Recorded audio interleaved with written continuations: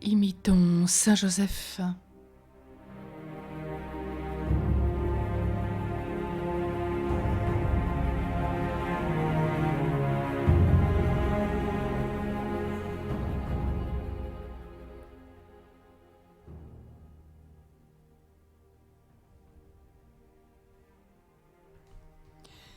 Des tentations à l'heure de notre mort.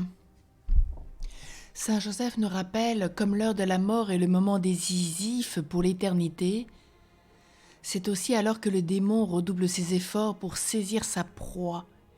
Il rôde autour du moribond comme un lion rugissant, 1 Pierre 5,8, et cherche à profiter de sa faiblesse et de son accablement pour l'entraîner dans l'abîme. Il se sert surtout à ce moment suprême de 2 moyens pour tromper et perdre un malade près de quitter cette vie, la fausse conscience et le désespoir. Aux uns, il envoie une torpeur mortelle qui les endort dans leurs péchés, qui les rend insensibles à la double influence de la grâce et qui les fait arriver jusqu'au dernier terme sans avoir formé une résolution généreuse. Ce sont surtout les âmes qui n'ont jamais servi le Seigneur avec courage, qui se sont contentées de quelques pratiques extérieures de religion, qui ont vécu au milieu des aises et des jouissances de la vie. Ce sont ces âmes tièdes et lâches qui s'abandonnent à ce sommeil perfide et qui se précipitent dans d'horribles tortures pour ne pas troubler pendant quelques heures leur funeste repos. Aux autres, il fait un effrayant tableau des vengeances du Seigneur. Il jette dans le cœur des pensées désespérantes. Il travaille à faire croire le salut impossible et la justice de Dieu inexorable. Cette tentation est quelquefois la juste et terrible punition de ces hommes audacieusement impies qui ont comblé la mesure de leurs iniquités, qui ont bravé toute leur vie le Seigneur et qui meurent sans espérance. Proverbe 11, 17. Comme ils ont vécu sans foi. Mais l'esprit des ténèbres s'en sert aussi à l'égard des pécheurs pénitents, des âmes qui ont la crainte du Seigneur, ce don de l'Esprit Saint, afin de pouvoir pénétrer à l'aide du trouble qu'il y a fait naître. Ne craignons point ces attaques du tentateur, Jésus sera avec nous. Il nous fera triompher. Les âmes des justes sont dans la main de Dieu. Sagesse 3.1. Quand même le juste mourrait d'une mort précipitée, il se retrouverait dans le repos. Sagesse 4.7. La mort subite, si terrible pour le pécheur, n'est pas imprévue pour le juste. Ecclésiastique 41.5.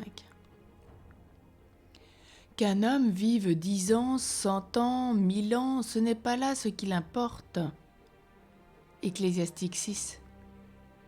Dans l'autre monde, ce ne sont point les années de la vie qui sont comptées, mais seulement le nombre de bonnes œuvres. Ayons jusqu'au dernier soupir une confiance entière dans les mérites de Jésus notre Rédempteur.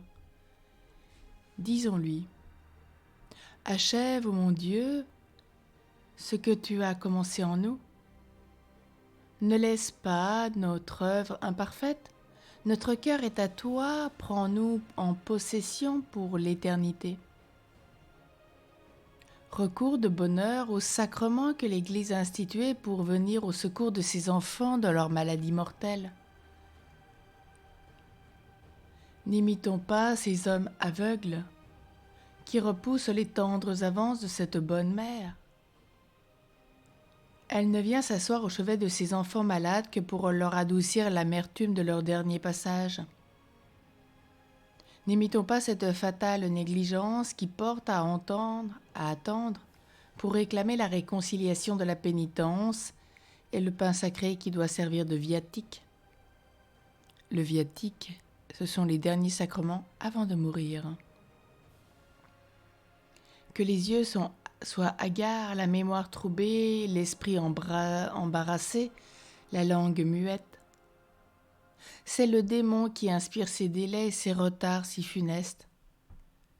C'est par cette ruse qu'il entraîne dans l'enfer une foule de malheureux qui, par leur insouciance ou la cruauté de ceux qui les entourent, sont ainsi livrés à ce temps de l'enfer pour l'éternité. Un témoignage d'un homme qui s'appelle Ernest, dont nous ne citerons pas le nom.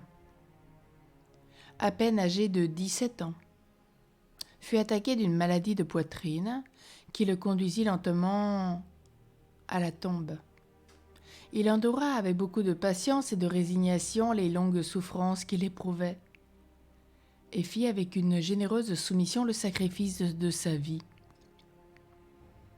Il était entré dans une association qui avait Saint Joseph pour patron et il en tira de grands avantages, surtout dans les derniers moments de sa vie. Il était sur le point de rendre son âme à son Créateur. Sa voix était presque éteinte et ses yeux commençaient à se voiler lorsque le démon vint renouveler ses attaques. Il cherchait à troubler par la vue de ses fautes et par la crainte de l'enfer. Le malade croyait le voir rugissant autour de lui et cherchant à l'enlever comme une proie.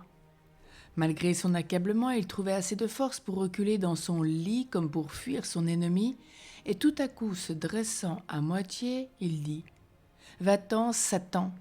avec une force extraordinaire. « Va-t'en, tu ne m'auras pas avec toi. Je me suis confessé, je dois être tranquille. » Puis il commença à dire à haute voix une prière touchante qu'il termina par ces mots. « Ô mon Dieu, reçois-moi dans ton saint paradis, que ta volonté soit faite. » Il demanda de l'eau bénite en jetant lui-même sur son lit, sur la muraille, comme pour chasser l'esprit tentateur.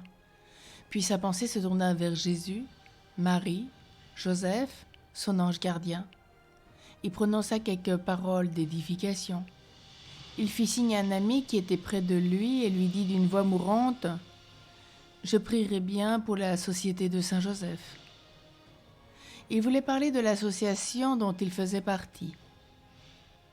Quelques instants avant de mourir, tandis qu'une longue agonie faisait penser qu'il avait perdu connaissance, il ouvrit de grands yeux, fit signe à sa mère d'approcher le crucifix, le baisa avec une tendre affection, tira encore la main de son lit pour le presser contre ses lèvres,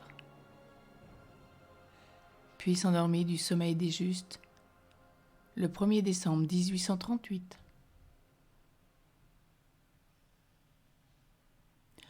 En ce jour, invoquons souvent Saint Joseph pour qu'il vienne à notre secours à l'heure de notre mort.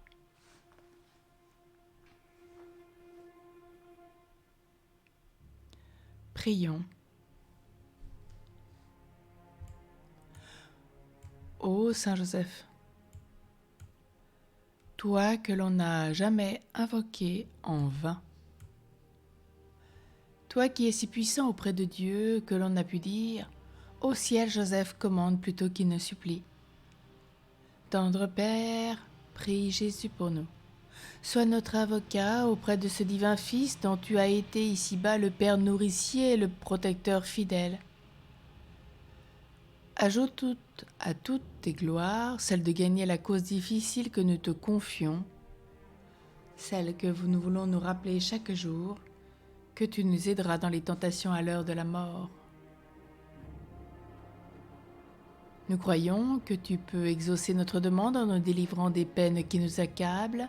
Nous avons la ferme confiance que tu ne négligeras rien en faveur des affligés qui t'implorent, surtout à cette heure dernière.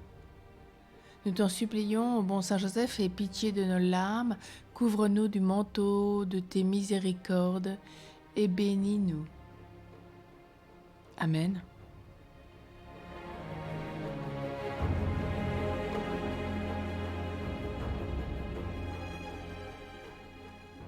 Saint Joseph, armure dans les tentations à l'heure de la mort, prie pour nous. Amen.